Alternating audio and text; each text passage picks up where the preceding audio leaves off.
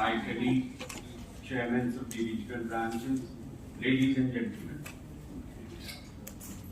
I'm chairman of the Maharashtra regional branch, and we held this brilliant conference on 17th of October. And we thought the best person to invite as to what is happening at the state or the national level was the Secretary of the Department of Administrative Reforms. And we are very happy that Mr. Srinivas came all the way from the Secretary presently of Administrative Reforms. And we had a very good, brilliant conference. We have circulated a brief paper along with photographs. I'm pleasantly surprised that my office sent photographs also.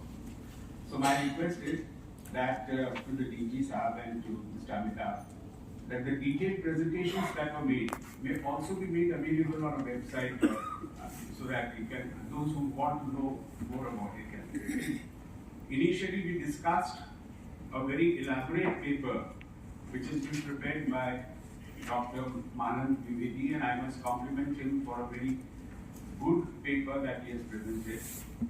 He goes into the history and geography of public policy and public administration right from Greek, Romans and Harappa and Monte Carlo, how it has evolved. But what were the takeaways of the conference? I will come straight to that. I find that when I hear my respective colleague from Chhattisgarh, how different states are having different issues and challenges. Our challenges are vastly different from what you were describing. Ours is a state fast galloping towards greater economic development. We have the other challenges of huge urbanization. Urban centers are exploding and also they are becoming the growth centers. How do you meet that challenge? The infrastructure challenge of public transport, public housing, sanitation, garbage disposal, and we discussed all those things. And we found that while of late there have been great efforts, if you take the example of Mumbai, we have just completed the second international airport. The Atal Setu now cuts across 22 kilometers over the sea. The underground metros are now ready. So that kind of a planning will have to be, that's the major challenge. Of course, initially we discussed the revolution that has been brought about by information technology and also the latest artificial intelligence. I need not go into the details because they are all well known, and my colleague from Maharashtra, Professor Romde, is going to touch upon the IT and artificial intelligence aspects that are happening in Maharashtra. What we felt was that these new innovations need to be identified, they need to be documented, they need to be encouraged, they need to be replicated. So we have started a scheme, and there are a lot of innovations happening everywhere, and there are a lot of awards which are happening. That's a good trend. Recently, for example, the latest award that we gave from the Maharashtra regional branch of iipa, we call it the Dr. Kshatriya Award, based on our former officer, was to an IPS officer. Mr. Bahan would be very happy to know. His name is Mr. Harsh Poddar, and he is a great expert in artificial intelligence. He is presently the additional SP at Nagpur. What he has done is he started using artificial intelligence for crowd control, crime management, but government felt that it can be applied to other departments also. So an SPV has been formed, a special purpose vehicle, and he has been made the CEO of that SPV. And 16 departments have been identified, including agriculture, forest, education, health, how artificial intelligence can be used. Now, these kind of innovations are happening everywhere, in all states, in all branches, should be looking out for that and encourage. That's the latest trend, I thought. The next trend we discussed was good governance. You see, good governance has been debated for a long time. All administrative reforms, commissions have spoken about it. But of late, we have started crystallizing how exactly good governance can be implemented. So Maharashtra did a very good, I would say, step in that direction. A committee was formed. I worked in that committee, called the Committee for Good Governance, and we have prepared a manual of good governance.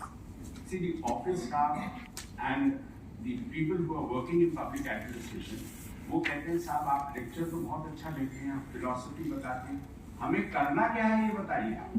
So a manual is required. So for those who are interested, the manual is available in English as well as in Marathi on our website of Government of Maharashtra. Have a look at the manual of good governance. The second thing that has happened about good governance is that Government of India has prepared an index for evaluating what good governance performance is, and I must compliment the IIPA because I am told that IIPA has prepared the good governance index for some states, including Mr. Ramani's state of Uttar Pradesh. I hope it is your state. You see, we have a very good, I would say, public platform. We call it आपले सरकार. आप माने ना माने सरकार आपकी हम कहते हैं. वैसे हम कहते हैं कि उत्तर प्रदेश रमणी साहब का है. So states are now going in for good governance index. That is a very good trend, and that is further percolating to the district level. So we have district good governance index. That's another trend, and I think we should all, as public administration students and practitioners, we should study the good governance index and manuals that are happening. The next point which we discussed in this meeting was grievance redressal. Now, grievance redressal is also an old subject, but it has been given highest priority. And who has given the highest priority? The Honorable Prime Minister of India. Though I am now outside the government, but I heard from Mr. Srinivasan in his presentation that every month the review of all chief secretaries and all secretaries starts with the subject grievance redressal, and that is being monitored directly by the Prime Minister himself. So the CP grant, for example, all of you probably have heard and known about it, is a very good trend that has started. States have also adopted, states have also followed. So grievance redressal, getting this kind of priority, this kind of importance is another new trend that is happening today. But at the same time, you have to have the national goal. It was mentioned by one of the earlier speakers that the federal government, the state government, the local government, they have to all have a coordination and work in synthesis over there. So we find that the national goal of Viksit Bharat, how will we go towards that? So that is a challenge, that is an emerging trend. And for that, some good initiatives have started, including the ease of business. For our state of Maharashtra, which is a highly industrialized state, the ease of business is very important, and all of our efforts are going to that. The ease of living, that's the latest, I think this year, IIP has given that as a subject for a test competition, if I remember. So ease of living, ease of business, these are new trends which are emerging. At the same time, challenges were discussed in our conference. The challenge of climate change, for example. Climate change is a big challenge and leading to certain natural calamities. In fact, I remember when I joined the academy and 45 years ago we were discussing natural calamities, I used to think, yeah, kaun si zamane ki baat hai. But I find that even today, natural calamity continues to be a major concern with public administration, whether it's excessive rain, whether it's flood. So, this is another trend.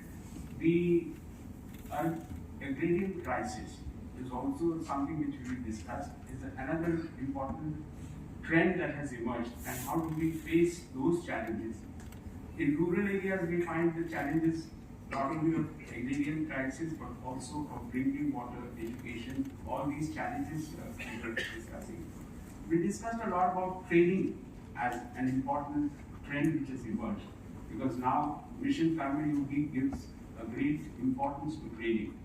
And why are all we are concerned? Because training, IIPA, for IIPA, if you see our memorandum of association and articles of association, even regional branches, capacity building is one of the most important mandates that has been given to us. So how do we get ready for that? So we discussed how are we going to train our staff, our officers into blockchain technology, into cyber crimes and cyber fraud, etc. So this is another trend which has emerged. And the trend is that when you do a capacity building, earlier subjects will continue to be important. In fact, last time we were holding a training schedule, I thought there will be no response to a subject like departmental inquiry, but I was pleasantly surprised the hall was full. So even those subjects continue to be important, but the new subjects will have to be added. The new subjects for the regional branches, for the local branches, and for some regional branches like Mr. Dhanpal has a very active training program.